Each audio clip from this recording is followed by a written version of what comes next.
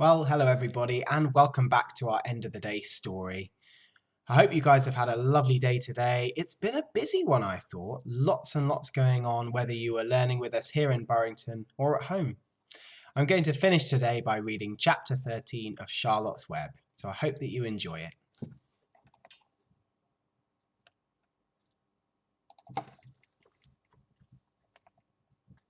Chapter 13 is called Good Progress. Far into the night, while the other creatures slept, Charlotte worked on her web.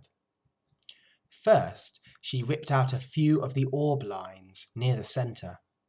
She left the radial lines alone, as they were needed for support. As she worked, her 8 legs were a great help to her, as were her teeth. She loved to weave, and she was an expert at it.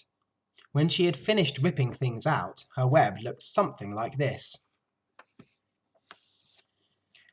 A spider can produce several kinds of thread. She used a dry, tough thread for the foundation lines, and she used a sticky thread for snare lines, the ones that catch and hold insects.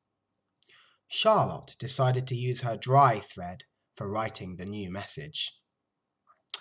If I write the word terrific with sticky thread, she thought, every bug that comes along will get stuck in it and spoil the effect. Now, let's see. The first letter is T. Charlotte climbed to a point at the top of the left-hand side of the web. Swinging her spinnerets into position, she attached her thread and then dropped down. As she dropped, her spinning tubes went into action and she let out thread. At the bottom, she attached the thread, and this formed the upright part of the letter T. Charlotte was not satisfied, however. She climbed up and made another attachment right next to the first. Then she carried the line down so that she had a double line instead of a single line. It will show up much better if I make the whole thing with double lines, she thought.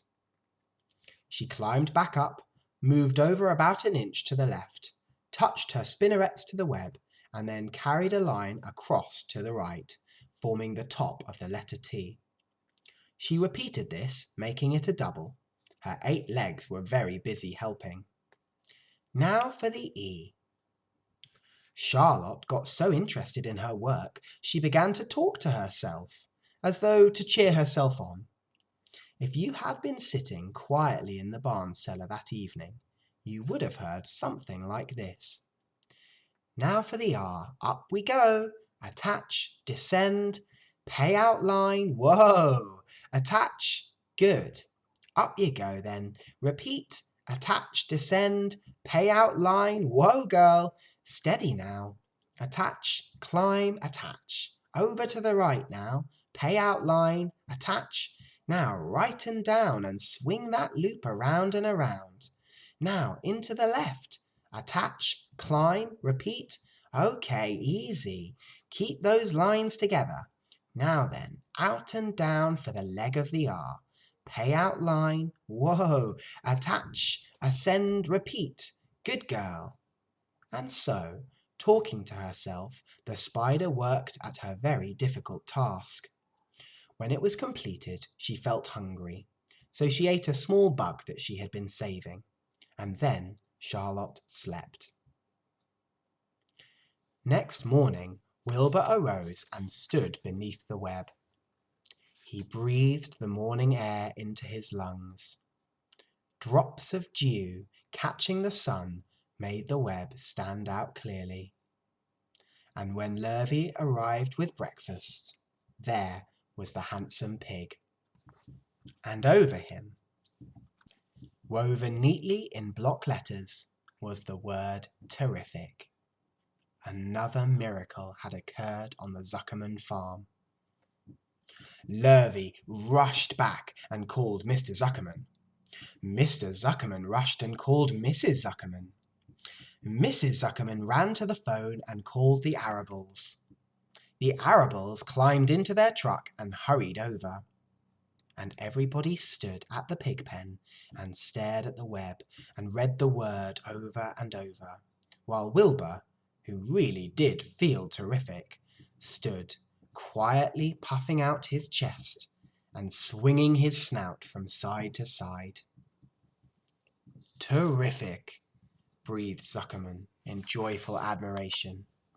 "Edith, you better phone the reporter on the Weekly Chronicle and tell him what has happened. He'll want to know about this. He may want to bring a photographer. There isn't a pig in the whole state that is as terrific as our pig." The news spread far and wide. People who had journeyed to see Wilbur when he was some pig came back again to see him now that he was terrific. That afternoon, when Mr. Zuckerman went to milk the cows and clean out the tie-ups, he was still thinking about the wondrous pig that he owned. "Lurvy," he called, "there's to be no more cow manure thrown down into that pig pen.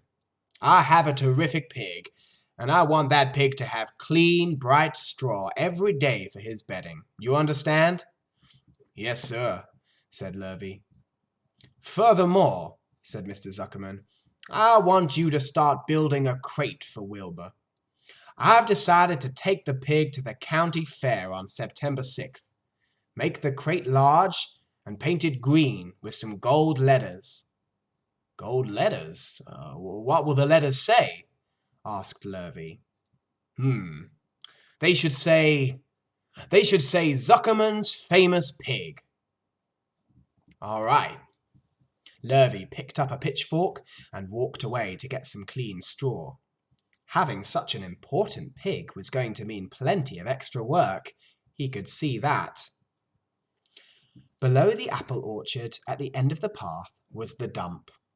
This is where Mr. Zuckerman threw all sorts of trash and stuff that nobody wanted anymore.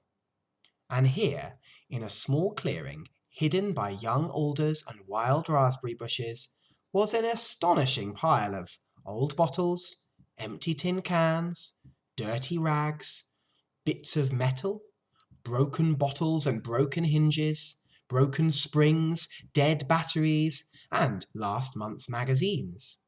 Old discarded dish mops, tattered overalls, and rusty spikes, leaking buckets, and forgotten stoppers. Useless junk of all kinds, including a wrong-sized crank for a broken ice cream freezer. Templeton knew the dump well, and he liked it. There were some good hiding places there, excellent cover for a rat, and there was usually a tin can with food still clinging to the inside. Templeton was down there now, rummaging around. When he returned to the barn, he carried in his mouth an advertisement he had torn from a crumpled magazine. "How's this?" he asked, showing the advertisement to Charlotte. "It says crunchy. Crunchy would be a good word to write in your web, wouldn't it?" Just the wrong idea, Templeton," replied Charlotte. "It couldn't really be worse. We don't want Zuckerman to think Wilbur is crunchy. He might start thinking about crisp, crunchy bacon and tasty ham, and that would put ideas into his head. No, we must advertise Wilbur's noble qualities, not his tastiness or texture. Would you please get another word, Templeton?" The rat looked disgusted, but he sneaked away to the dump, and after a while was back with a strip of cotton cloth. "How's this?" he asked. "It's a label off an old T-shirt, I think." Charlotte examined the label. It said pre-shrunk. "Pre-shrunk? I'm sorry, Templeton," she said, "but pre-shrunk is out of the question. We want Zuckerman to think Wilbur is nicely filled out, not all shrunk up. I'll have to ask you to try again, please." "What do you think I am, a messenger boy?" grumbled the rat. "I'm not going to spend all my time chasing down to the dump after advertising material." "Just once more, Templeton, please," said Charlotte. "I'll tell you what I'll do," said Templeton. "I know where there's a package of old soap powder in the woodshed. It's got writing all over it. I'll bring you a piece of the package." He climbed the rope that hung on the wall and disappeared through a hole in the ceiling. And when he came back, he had a strip of blue and white cardboard in his teeth. "There," he said triumphantly. "How's this?" Charlotte read the words, "With new radiant action." "What does it mean?" asked Charlotte, who had never used any soap powder in her whole life. "Oh, how should I know?" said Templeton. "You asked for words and I bought them. I suppose the next thing you'll want me to fetch is a dictionary." Together they studied the soap ad. "With new radiant action." "Wilbur," Charlotte called. Wilbur, who was asleep in the straw, jumped up. "Run around, Wilbur," commanded Charlotte. "I want to see you in action. I want to see if you're radiant." Wilbur raced to the end of his yard. Now back again. Faster this time," said Charlotte. Wilbur galloped back. His skin shone. His tail had a fine tight curl to it. "Wow! Now jump in the air," cried Charlotte. Wilbur jumped as high as he could. "Keep your knees straight and touch the ground with your ears," called Charlotte, and Wilbur obeyed. "Do a backflip with half a twist in it," cried Charlotte. Wilbur went over backwards, writhing and twisting as he went. "Okay, Wilbur," said Charlotte. "You can go back to sleep. Templeton, the soap ad will do, I guess. I'm not sure Wilbur's action is exactly radiant, but it's certainly interesting." "Actually," said Wilbur, "I do feel radiant." "Do you?" said Charlotte, looking at him with affection. "Well, you're a good little pig, and radiant you shall be. I'm in this thing pretty deep now, so I might as well go all the way to the limit." Tired from his jumping, Wilbur lay down in the clean straw. He closed his eyes. The straw seemed scratchy, not as comfortable as the cow manure, which was always delightfully soft to lie in. So he pushed the straw to one side and stretched out in the manure.